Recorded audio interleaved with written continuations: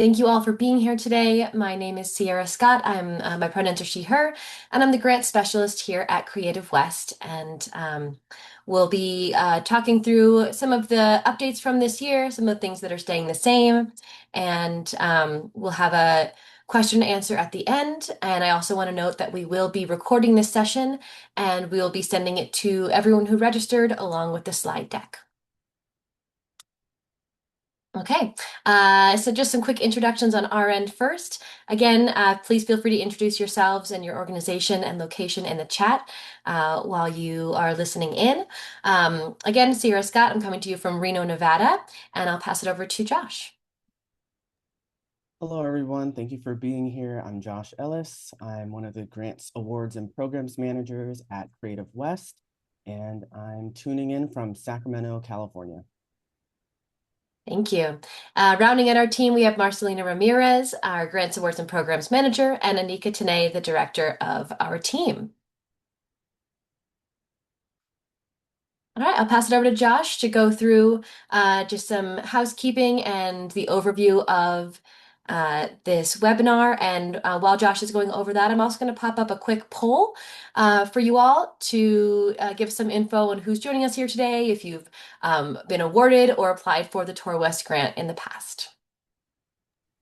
Alrighty, so yes, the session outline for today is that you all will receive an overview of Tourwest. You'll get to ask us questions and learn about the new exciting changes to Tourwest. So after this session outline, we'll go through some housekeeping, the Zoom norms, the shared commitments, what we do to start all of our Creative West sessions. We'll talk a little bit about the history of Creative West and Tourwest, and we'll do our program overview, updates for 2026. We'll go through eligibility criteria. We'll go through how to apply on Go Smart and walk you through that, and then talk timeline, important dates. And then, as Sierra mentioned, we'll have time to answer some questions. So here is our Zoom norms. Please keep your microphone muted when not speaking. That's in the far left corner. Please rename yourself to your first and last name and state jurisdiction acronym or organization name. And thank you again for introducing yourself in the chat so we can see who's in the room. As a reminder, there will be a Q&A at the end, and to ask questions or make comments, please use the raise hand function. And feel free to write your question in the chat. I'll be tracking that back here, and then we'll answer those when we get to that portion. Live transcripts, closed captions are turned on.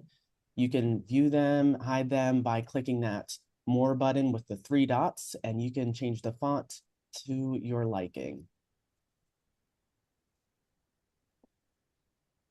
So here's our preamble and shared commitments. This is just a Creative West charge that we use to just guide how we ought to move in this space. I'll only be reading the shared commitments on the right side of the screen. We value humility, learning from our mistakes, and asking questions to gain deeper understanding. We feel empowered to hold one another accountable, establish boundaries, and ask each other for help.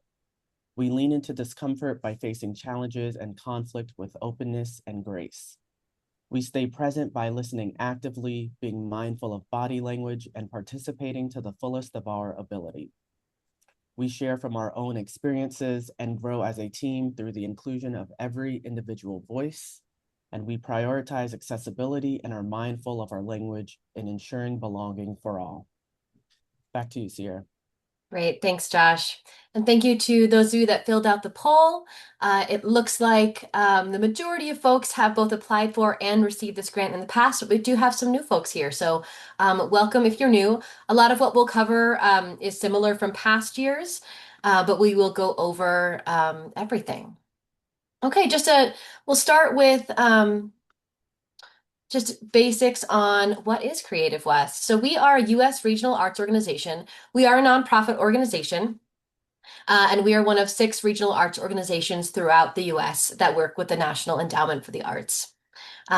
We build equitable technology, funding, advocacy, and policy systems to generate creative capacity in the West and beyond. We serve the largest constituent territory of all six U.S. regional arts organizations, which includes all of the states you see here. And in addition, we also serve the Pacific jurisdictions, so Guam, American Samoa, and Commonwealth of the Northern Mariana Islands. Okay. Tourwest has been going for some time. This grant was launched in 1994, and from then through today, it is underwritten by the National Endowment for the Arts. The purpose of this grant program is to help presenters bring high-quality performing artists to underserved communities throughout the region.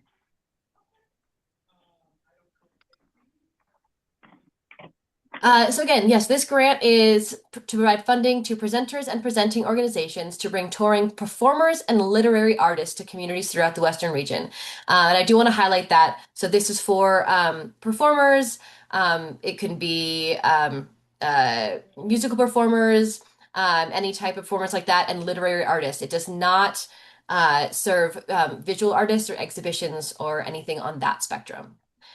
For this purposes of this grant, regional touring is defined as programming that brings out-of-state touring artists to your venue or in-state artists, but they must travel at least 50 miles from their home base to your venue or wherever they're performing. We encourage working closely with local individuals and groups to understand and meet community needs. We also appreciate including community engagement or educational outreach in the projects. And collaboration with artists, agents, and community partners is encouraged, along with strategies like block booking and using presenter networks to reduce costs and maximize impact. All right, this is just a brief snapshot of, oh, I think, there we go. Just a brief snapshot of the Tourwest grant this year, and I'll go into all of these in much more detail in just a moment. We anticipate this year a grant award amount between $2,000 and $3,000. This is because we are going to stay with the funding model that we introduced last year, where all applicants that are eligible and provide an eligible project will receive a flat funding amount. It will not be going through a whole competitive panel review. So the grant award amount depends on our available funding as well as the amount of organizations that apply. The period of performance, so all funded activities must occur between October 1st, 2026 and September 30th, 2027. This grant is open to nonprofit organizations, state and local governments, and federally recognized tribes. Applications are open now, and the application deadline is June 30th. Okay, so the biggest change, if you have been a Tourwest grantee in the past, we implemented this change last year for the 25-26 cycle. And we are staying with this streamlined funding model. So this is going to have a simplified application. There are only 4 narrative questions. There are some other questions that we ask for demographic information, but there are only 4 questions in the narrative. There is no panel review. This will just be reviewed internally with staff.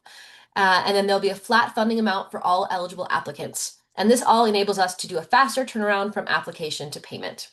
So if your organization meets the eligibility criteria, proposes a qualifying project, and demonstrates artistic excellence and merit, and those are National Endowment for the Arts guidelines, you will receive a flat funding award. So again, you must be located in our region, be one of these types of organizations. You must have a valid employer identification number. You must have a valid UEI from SAM.gov, so that is a unique entity identification number. And most of you that are here from nonprofits likely have this, but just as a reminder, this is the number that replaced the Dun and Bradstreet number from a few years ago. So now everything is centralized under SAM.gov for federal funding opportunities. You must have presented at least one paid professional performance in the past 3 years, and you must be in good standing with Creative West with no overdue reports or required documentation. And I also do want to flag, if you are a nonprofit organization, that we will be checking to make sure you are also in good status with the IRS as a 501c3. So we define presenters for this grant as organizations that host guest artists for public community engagements. Typically, these include performing arts centers, community centers, cultural organizations, schools and universities, libraries, and sometimes museums and film series. But I do want to flag here that if you are applying for funding for a film series, that would be to bring in the literary artists as part of that film series. So your writers, if they're doing a public education component as part of the film series, that would be eligible. However, if you're just doing film screenings or just bringing directors and actors, those types of artists are not eligible for funding for this grant. In addition, producing organizations and performing arts groups are typically not considered presenters and should contact us to discuss eligibility. So, for instance, if you are a dance company and you have created your own piece and you are touring that, that is not eligible for this grant because you are the producing organization touring your own work. Okay, project requirements. So all grant-funded activities must take place within the period of performance, which is October 1st, 2026 to September 30th, 2027. We understand that if you have a full regional touring season, you may have some artists that are coming in before or after those dates, but just make sure that anything that is being paid for with this grant fits within those dates. It must involve the presentation of performing, literary, or musical artists. Again, feature touring artists from at least 50 miles away. It must include at least one public performance, and this could be in person or virtual. And you can have, again, additional educational components or workshops or things of that sort tied to it, but it must have at least one public performance. Applicants may submit one application per fiscal year. However, if you are a university and you have separate campus locations applying for separate projects, you may apply individually. And if you are a festival, then funds can be used to support performances in a festival. However, only the festival organization itself can apply, not all the individual presenters participating. Some typical ineligible programming that we see. So again, the biggest one is self-produced performances by individual artists or ensembles. Children's theater or performances where local community members are the main performances. University conferences or projects featuring mostly student performers, faith-based events. And then this is the other one I really want to highlight, which is guest artists. We see this often, and it is not eligible. So, for instance, if you are a symphony, oh, and I actually see there's a question in the chat just like this.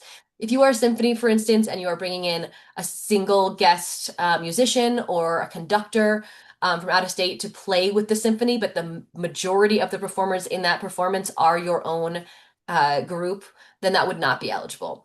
Saying if you are a dance company and you're bringing in a choreographer to set work on your dance company, that would not be eligible because the primary focus of that project is your own in-house company.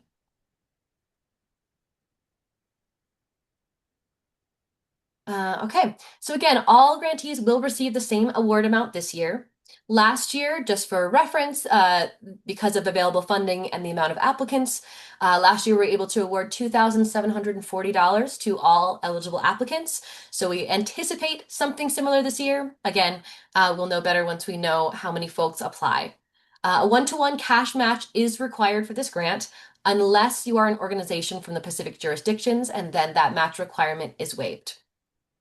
And most of you are probably familiar with match, but just as a brief reminder, say the grant is $2,000 and you're spending $2,000 of the grant money on eligible expenses, you'll need to match the grant with $2,000 of income that is not federal funds.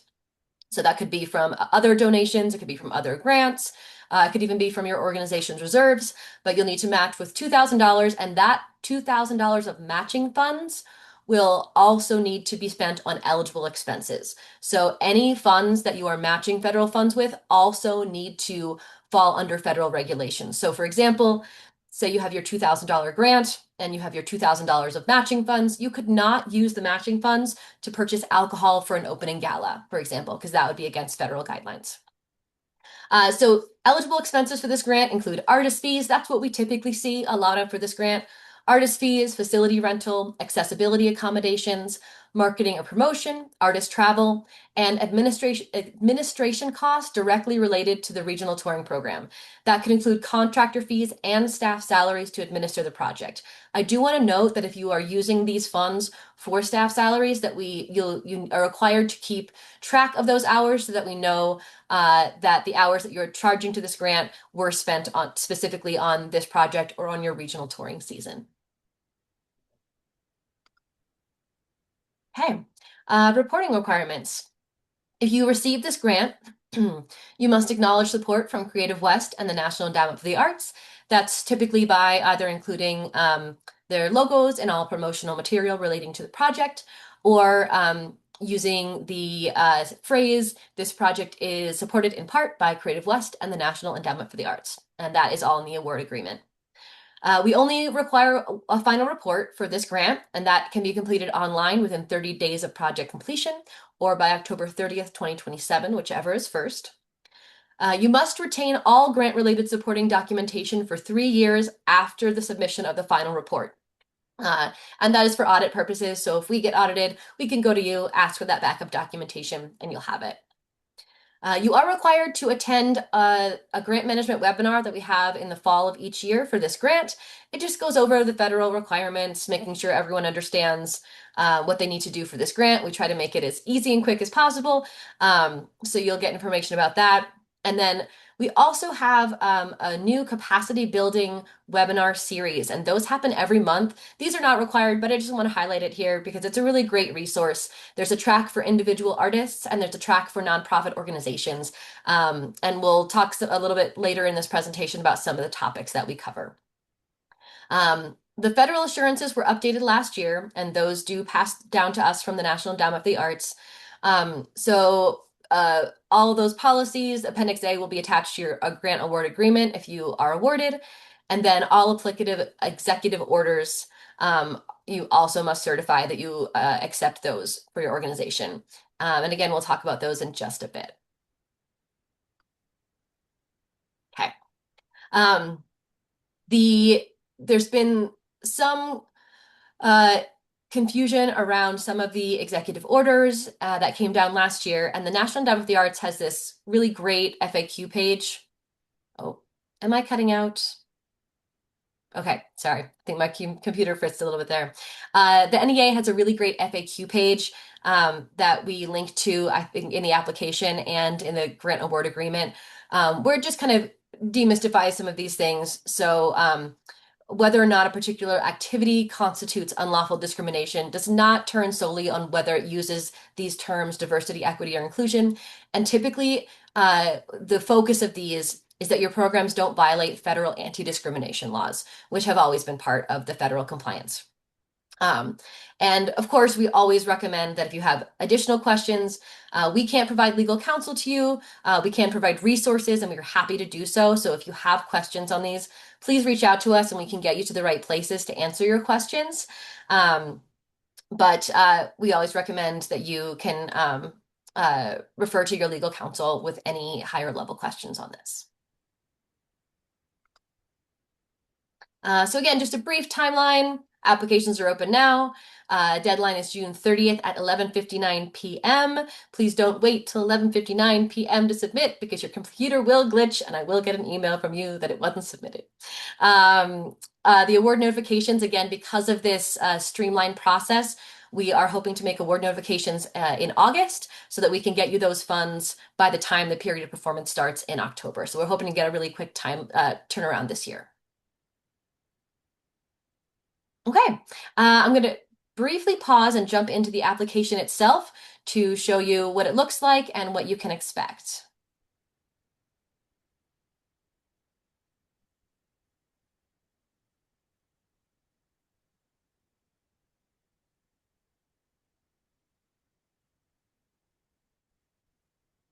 Okay, so I want to start by clarifying that Creative West has two different grant portals. We have one that is just for the Tourwest grant, and we have another one that is for all of our other grant programs. And apologies, and we know it can be confusing, so make sure if you are applying for this grant that you are going to tourwest.gosmart.org. And if you don't see this Tourwest banner across the top, you're in the wrong spot. So you'll have to make sure you log in or create a new account if you are new to Creative West and GoSmart. Once you are logged in, your top bar, you'll be able to edit your profile. So that's where you're going to put in your EIN, your UEI, all of your organization information. Please make sure that's up to date. And more importantly, make sure that the email address that is associated with your profile is current and up to date. That is where we'll be sending all of your correspondence, and we want to make sure that it's going to the right place. And then if you click this additional resources tab here, you'll see our guidelines for this year and FAQ. So if you want to, please make sure to read those guidelines thoroughly so they're all here. Okay, so this cycle is right up top. My button says edit because I have already started the application, but if you are brand new, this button will say start. You'll just click on it to get into the application. Your first page here, this is for internal planning and reporting purposes only. I just want to highlight that this is not part of the review criteria. We are asking here if you are rural, we're asking some questions. This does not affect your funding amount. But thank you for filling this out because it really does help us understand our outreach and organizational demographics. So how did you hear about Tourwest?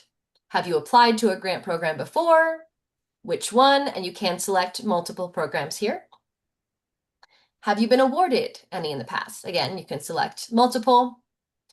Is your organization located in a rural area? And we define this with the federal definition, which is a population of under 50,000. And then what was your organization's annual operating budget in your last complete fiscal year? And this is just the dollar amount. Okay.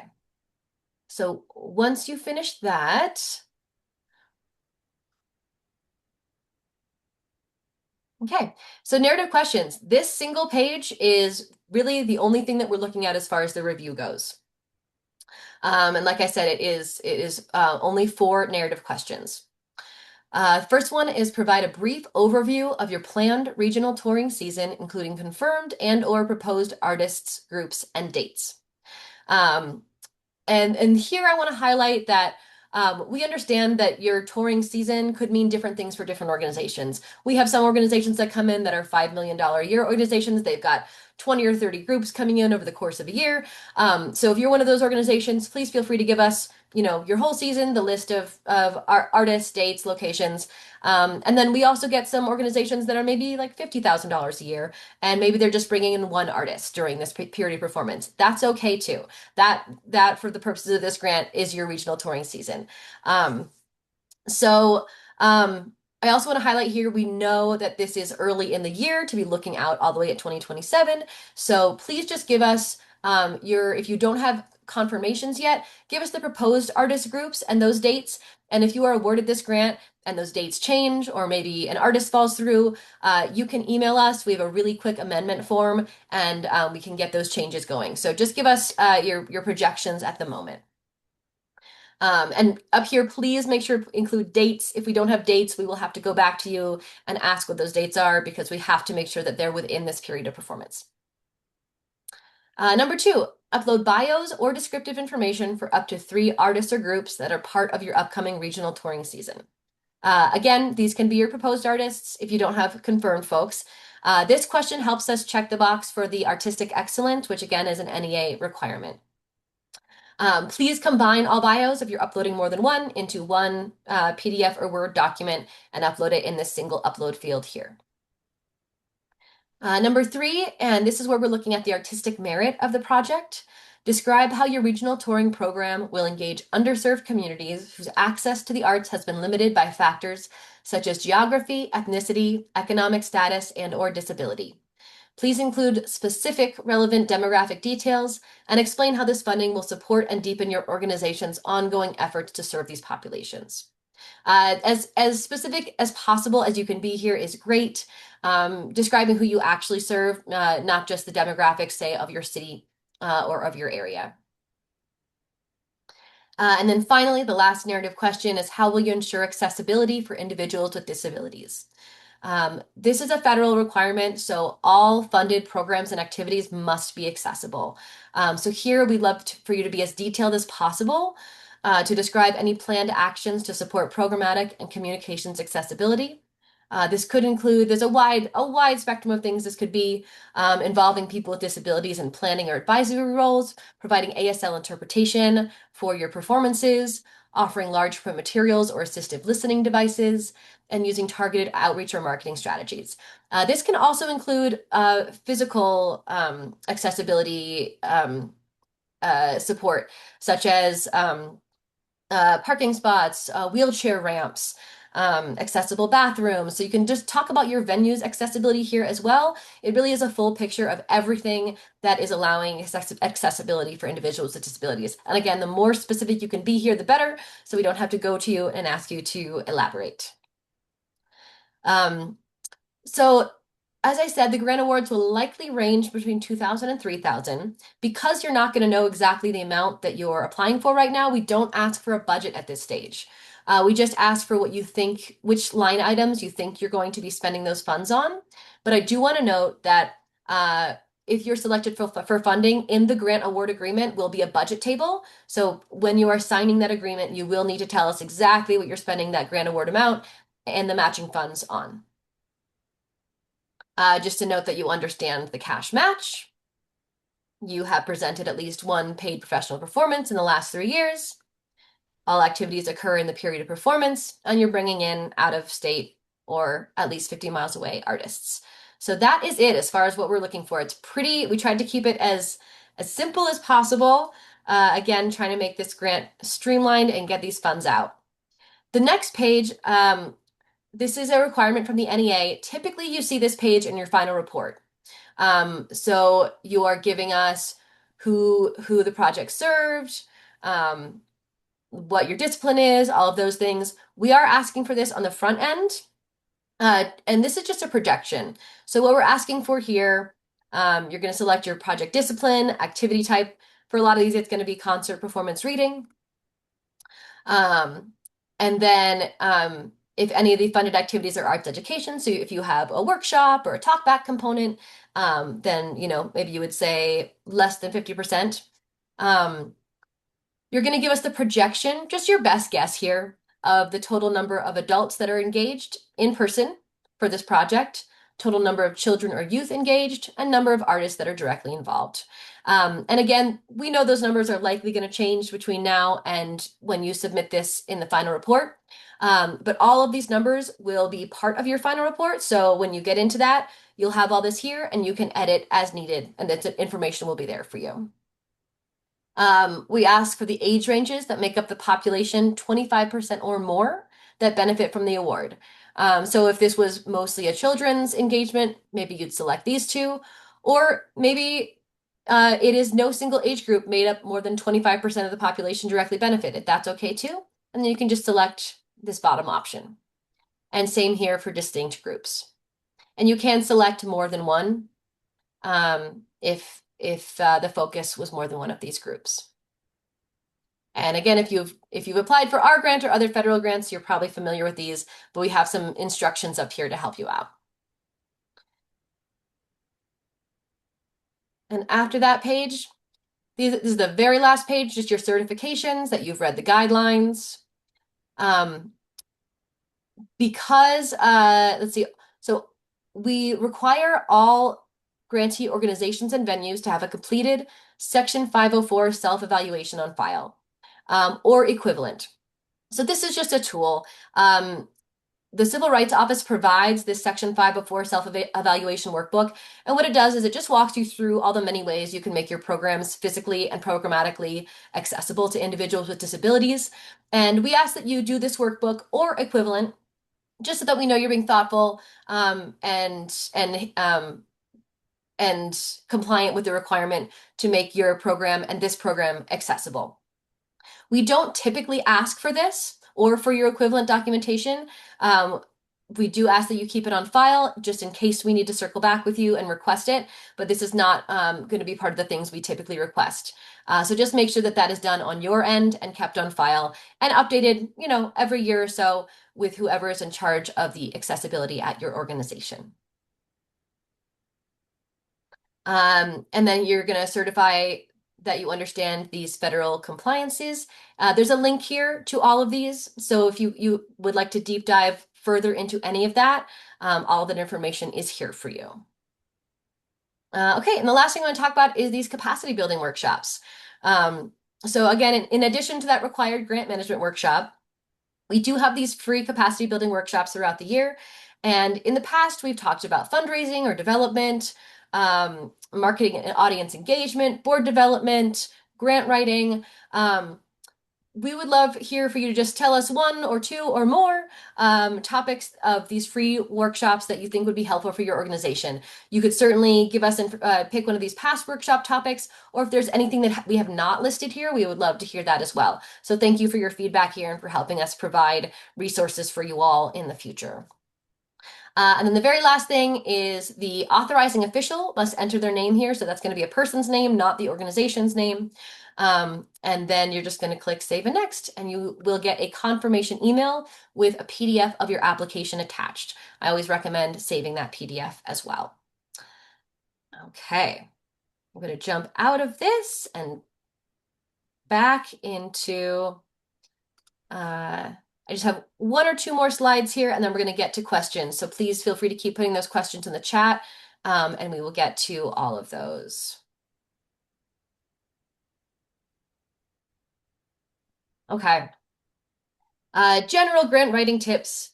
Again, please read the guidelines carefully. I feel like the vast majority of questions we typically get can be answered either in the guidelines or FAQ that are up on GoSmart. Start early. This grant is now open and you have to the end of the month. So make sure you're not scrambling and you have time to get all of this in and collect your documentation. Be specific and clear. This one, I think, especially as we are reviewing this internally with our internal staff, would really help us out. And so question number one, make sure you're putting the performers' names, where the performances are occurring, and especially when. That's those three things are the things we're going to be looking at. And of course, the audience impact. This is more when you're looking at a panel review, but I always think it's a good best practice is that you write for reviewers. Just pretend that the reviewers, the folks reviewing your application, don't know anything about your organization or your community or your city or even your discipline. You know, maybe you're a ballet company and you're using some jargon about dance that folks just don't know. So avoid jargon or assuming prior knowledge, and just pretend that you're writing this for someone who has never heard of your organization before. Keeping it simple and focused. Don't overcomplicate the narrative, especially for this one. You know, we're just checking eligibility and looking at your program. Leave time to edit, proofread, and double check. I see a lot of times in applications where a sentence will cut off midstream, and there's clearly more sentence that's there that we haven't gotten. So make sure you're proofreading. And that goes along with this next one, which is actually my favorite grant writing general tip, which is ask someone unfamiliar with your project and possibly even unfamiliar with your organization to review the narrative and identify anything confusing. This has saved me so many times because sometimes we're just so in our own projects, you know, we live in this world, and having someone else read it and just flag, I didn't know what that meant, or this, you know, this didn't match this, has been so helpful to me in the past. So that's my favorite tip. Attending webinars, which you all are doing now.